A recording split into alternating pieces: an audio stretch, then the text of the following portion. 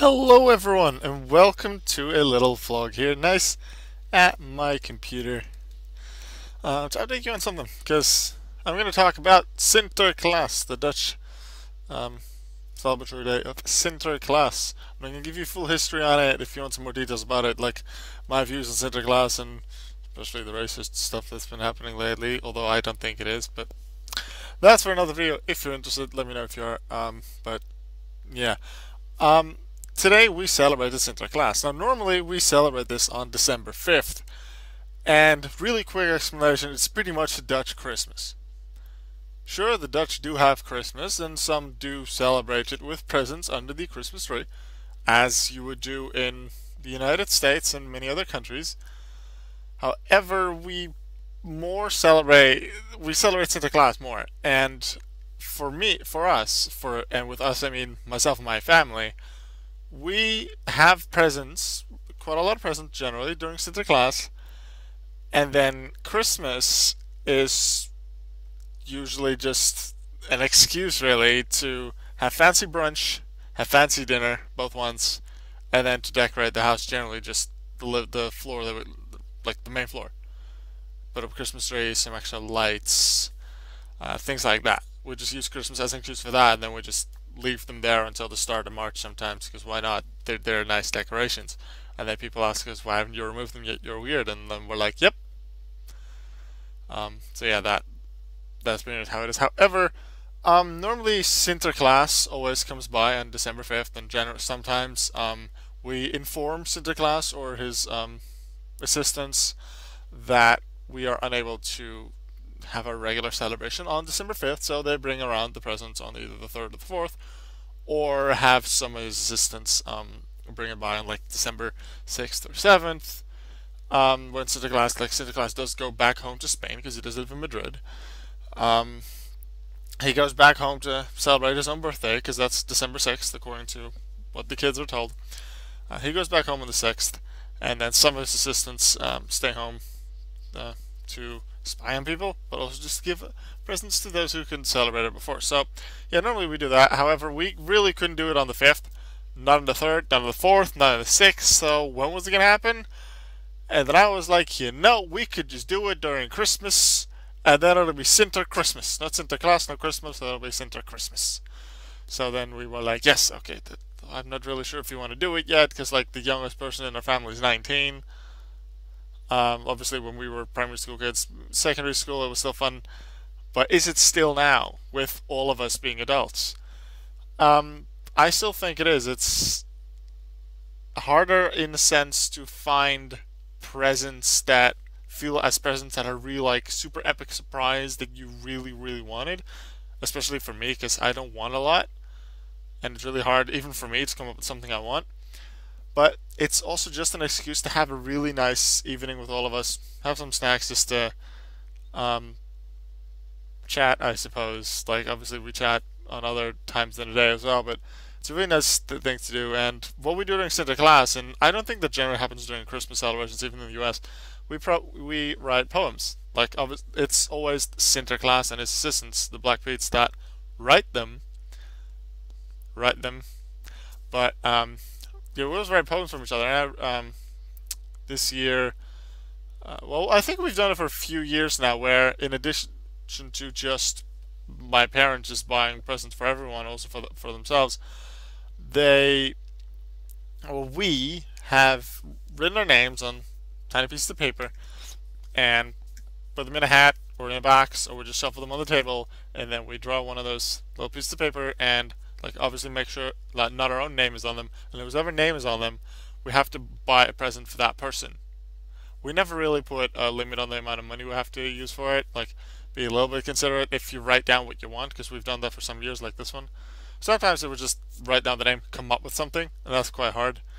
But I believe we did manage. This year we decided to write something down, although I don't think my dad ever wrote anything down, so the person that had my dad, which ended up being my mom, she had to just come up with something.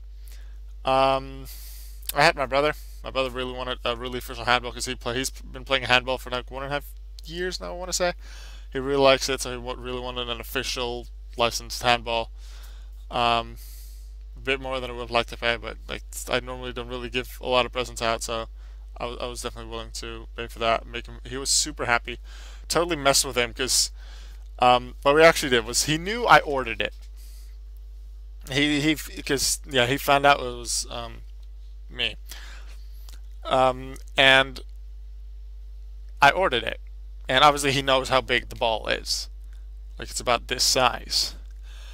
And so if it would come in a box, because I ordered it from somewhere else, the box would be about this size. So one of the presents was a box that size.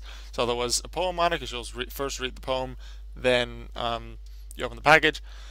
And his poem was just 8 lines long, and it had nothing to do with handball or a ball or him. It was just the writer, which was like one of the Pete's, like Santa Claus assistants, who was just saying, "Yeah, I'm writing this now.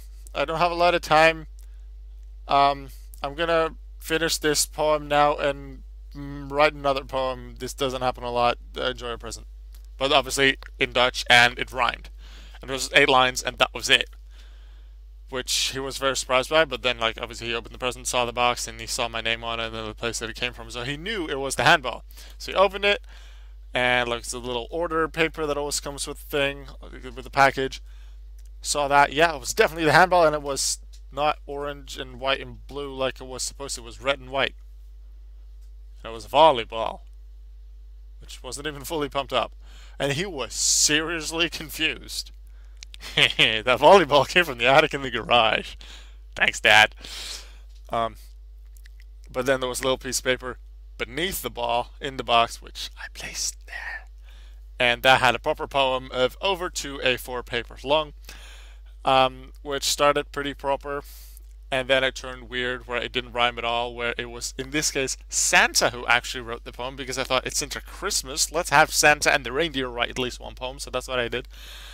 And they wrote about like events and about handball, and how I made a joke about how he liked handling balls, like, but then in Dutch obviously, and then made a joke about that, and he did laugh a bit. That was funny.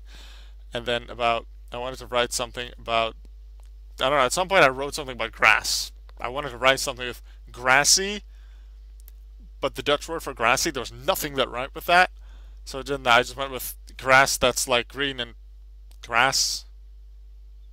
And then I just wrote random things that didn't rhyme at all. Like Santa was just, I don't know, why? Like, I've never seen grass, because I always see snow, except when I go bring presents in Australia. Wait, why do they celebrate Christmas in summer in Australia anyway? That's weird. It's like twisted world. Wait, it's the other end of the world. Maybe that makes sense. Like weird things like that. And he so laughed at that. My parents at the end also said they really liked it. Then it was a bit normal again, and then it was really weird again. Like Santa was explaining about an adventure he had with SpongeBob. And weird. And eventually, at the end, it said, "Yeah, my hands are cold now. I'm writing this in the cold. Yeah, your present somewhere in a shoe." But then, like in rhyming, so he first searched for all the on all the shoes on the main floor where we were, couldn't find it. Then he went up to his own room where he has like 25 pairs of shoes, and in one of them that happened to be covered with one of his training shirts, hey, there was something that was approximately shaped like a ball in Christmas wrapping. So brought that downstairs, and it was the ball. Yay! And he was really happy with it. He was seriously super happy with it. That was good. Then we had some other presents. I'll show you some of the things I got. I did want this. One of the things I asked for. Some socks, especially some bit thicker winter socks, because I don't have a lot of those. I have 2 or 3 pairs only at the moment. I also got some socks. I wanted these. Some new gloves, because the other ones that I have are not all that warm. They're warm enough, but especially one of them is breaking, so I needed new ones. I also got some socks. Like seriously, I got socks 3 times. Maybe so Dad got a strong rope 3 times, but that was just because he needed that. And there's like 3 different kinds of socks. These are like regular socks like that I'd wear throughout the summer or whenever, and these are really thick when it's really cold in the winter. So I have a bunch of socks. I definitely will have enough now, and those ones that are kind of broken that I have now can be thrown away. sometime soon. So, and then we were almost done with this, like with all the presents. There were a few presents left, and then another present came in for me. I knew there were at least two more things for me because I remembered when I got one of the presents after one of the others, I saw two presents with my name on it. Well, one piece of paper and one present, and they ended up both just being a piece of paper without a present. That was weird, but anyway, I just okay, it's a paper. I fold it open, read the poem, and it was like, yeah, you're Auka. I know you like a lot of things, especially Pokemon is something you're really interested in, and even like the main Dutch news station even came to your house to do an item on Pokemon, which was put on their website. By the way, if you want a link to that video, I think I'll put it in the description. It's in Dutch, but it's still cool to see how they did an item. Like they filmed here in my room for like an hour and they made an item about that. It's still super cool. Really awesome to look back on. Anyway, he talked about that in the poem. Like Rens wrote this one. This was one I got from Rens. And eventually it was just like, okay, just go upstairs and find it. So I had to go upstairs, and originally I couldn't actually find it because I knew it was a piece of clothing. That's the hints I got from the poem. However, the problem was that I couldn't actually find it. I did just say that. Yeah, I couldn't find it. And I was just expecting that it was in an obvious place, like on my bed, but I couldn't find it on my bed. I wasn't very awake again. Like I wasn't very awake at the time. I was somewhat tired. So I didn't think the obvious thing that a piece of clothing would be right there with the rest of the piece of clothing. So I asked SinterChristmas downstairs where it was, and I went in there, and then I found the piece of clothing, and then I put it on. I got the Pikachu onesie.